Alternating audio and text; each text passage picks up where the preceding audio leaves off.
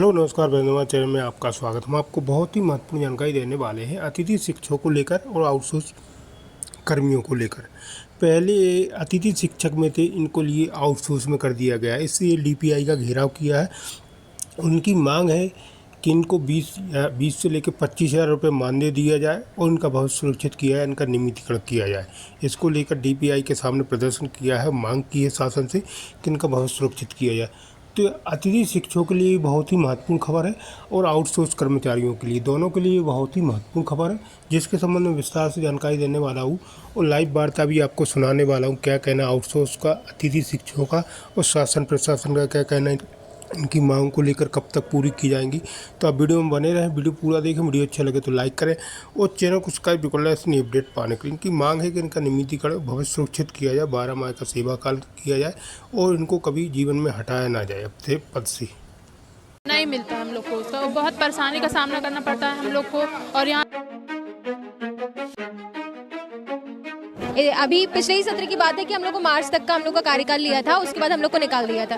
Future बहुत salary time पे मिलती नहीं है, सीएल मिलती थी वो भी कट गई। सर हमें है ना फर्स्ट पॉइंट तो मेन पावर कर दिया। देश में शिक्षा व्यवस्था बेहतर हो, इसको लेकर नई शिक्षा नीति लागू की गई थी और उसके तहत कंप्यूटर और एआई को बढ़ावा देने के लिए हर एक जो है माध्यमिक और हाई स्कूल से लेकर हाई सेकेंडरी तक कंप्यूटर शिक्षक की भी भर्ती मध्य प्रदेश सरकार के द्वारा की गई थी। लेकिन अब जो कंप्यूटर शिक्षक हैं, एआई के जो शिक्षक हैं, जिन शिक्षकों के ऊपर जिम्मेदारी थी बच्चों को तकनीकी ज्ञान बढ़ावा देने की, आज वो शिक्षक परेशान हैं और डीपीआई के बाहर पहुंचे हुए हैं। तमाम संख्या में देखिए पहले किस प्रकार से ये जो शिक्षक हैं वो यहाँ पर पहुंचे हैं और कहीं ना कहीं अपनी मांगों को लेकर यहाँ पर लामबंद हुए हैं कि कई प्रकार की मांग हैं। इनसे भी बातचीत करेंगे। क्या मांग हैं आप लोगों की, क्यों आज आप एकत्रित यहाँ हुए? सर हमें है ना फर्स्ट पॉइंट तो मेन पावर कर दिया गया है, आउटसोर्स में कर दिया गया है। सर हम जो 3.0 पोर्टल था अतिथि शिक्षक वाला उस पे थे, उससे हटाकर हमें इसमें आउटसोर्स में कर दिया गया है। ना तो हमें सर सीएल दी जाती, ना हमारा मानदेय बढ़ाया जाता और हमें अप्रैल और सर ज्वाइनिंग के समय से और सर हमें अप्रैल में ही हटा दिया जाता है। सर इस बार तो हमें अप्रैल 12 महीने में कितने महीने आप लोग काम? सर मुश्किल से 8 महीने कर पाते सर। हाँ 8 से 9 महीने सर।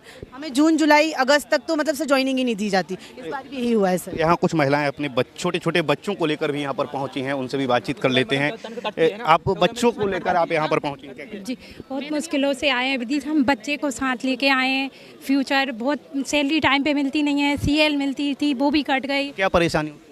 ये बहुत परेशानी आती है पढ़ाने में, सैलरी कभी टाइम पे और फिर इस साल जैसे तैसे निकालती हैं। फिर सैलरी क्या है? से 14 देते हैं, कभी काट पीट के 10 भी मिल जाती है। सीएल के कारण होता है हम लोग को, ऑनलाइन अटेंडेंस नहीं लग पाती, नेटवर्क प्रॉब्लम आ जाती है गांव पे, तो बहुत आता है। तकनीकी शिक्षा की सरकार बात करती है, लेकिन जो है आप लोगों को अगर सुविधाएं ना मिले तो कैसे बच्चे जो है तकनीक सीख पाएंगे? वही बात है ना कि अगर तकनीकी सुविधाएं ना मिलेगी हमें तो फिर हम हमारे बच्चे का फ्यूचर कैसे बनाएंगे, घर का पालन वगैरह कैसे कर पाएंगे। एक महीने में आप लोगों को कितने समय का वेतन मिल पाता है? वो एक साल में कितने महीने आप लोग ड्यूटी करते हैं, कितने महीने का वेतन मिलता है? सर ज़्यादा से ज़्यादा 8 महीने या 9 महीने, उससे ज़्यादा हम लोग को वेतन नहीं मिल पाता है। अभी पिछले ही सत्र की बात है कि हम लोग को मार्च तक का हम लोग का कार्यकाल लिया था, उसके बाद हम लोग को निकाल दिया था। जबकि अतिथि शिक्षकों से अप्रैल एक साल अगर किसी विद्यालय में आपकी नियुक्ति हो गई है, उसके बाद फिर निश्चित नहीं है कि उसी विद्यालय में आपकी नियुक्ति होगी या काम मिलेगा नहीं मिलेगा? नहीं सर, कोई निश्चितता नहीं है हमारी पोस्ट का कि हम लोग को रखा जा रहा है कि नहीं रखा जा रहा है। उसी चीज़ को लेकर के हम लोग यहाँ पर प्रदर्शित हुए हैं कि हमारी मांगों को सुना जाए और आगे तक। ये वो शिक्षक हैं जिन शिक्षकों के ऊपर जिम्मेदारी समाज को डिजिटल बनाने की, बच्चों को डिजिटल बनाने की थी, लेकिन अब वही शिक्षक है जो दर दर की ठोकरें यहाँ पर खाते। और भी लोग हैं। मैडम क्या कहेंगे आप लोगों को, जो है क्या क्या परेशानी का सामना करना पड़ता है? सर मैं आयुक्त सर से ये कहना चाहूँगी कि जैसे मेरी एक मांग थी कि जैसे डिजिटल भारत सभी लोग कहते हैं और हमारे शिक्षा मंत्री, हमारे प्रधानमंत्री जी भी कहते हैं कि डिजिटल भारत होना चाहिए, हर बच्चा डिजिटल शिक्षा से वंचित नहीं रहना चाहिए। तो हम आईसीटी इंस्ट्रक्टर का यही प्रयास है कि हमारा हर बच्चा डिजिटल रूप से साक्षर हो। तो मेरा उनसे ये कहना था कि हमारा जो आईसीटी का पाठ्यक्रम है वो बच्चों के सिलेबस में आधारभूत पाठ्यक्रम के रूप में जोड़ा जाए और समय पे हमें मानदेय प्रदान किया जाए, ताकि हमें जो आर्थिक परिस्थितियों से जो हम लोग अभी गुजर रहे हैं उससे हमें ना गुजरना पड़े। आप लोगों की कब नियुक्ति की गई थी, कब से आप लोग परेशान हैं? पूरे प्रदेश भर में कितने शिक्षक, कंप्यूटर तकनीकी शिक्षक? हम लोग को मतलब अभी हम लोग की ज्वाइनिंग नहीं हुई है, कल आदेश आया है। और क्या बोलते, पहले तो हम लोग को पिछले साल अप्रैल तक रखा गया था, पर इस सत्र में हमको मार्च में निकालने। उसके पहले कब तक रखा गया था? पिछले साल अप्रैल तक ही रखा गया था और इस सत्र में मार्च में निकालने का आदेश आ गया था। जुलाई से लेके अप्रैल तक रखा जाता, बाकी 2-3 महीने जो रहते उसका वेतन मिलता है? नहीं मिलता हम लोग को, उसका बहुत परेशानी का सामना करना पड़ता है हम लोग को। और यहाँ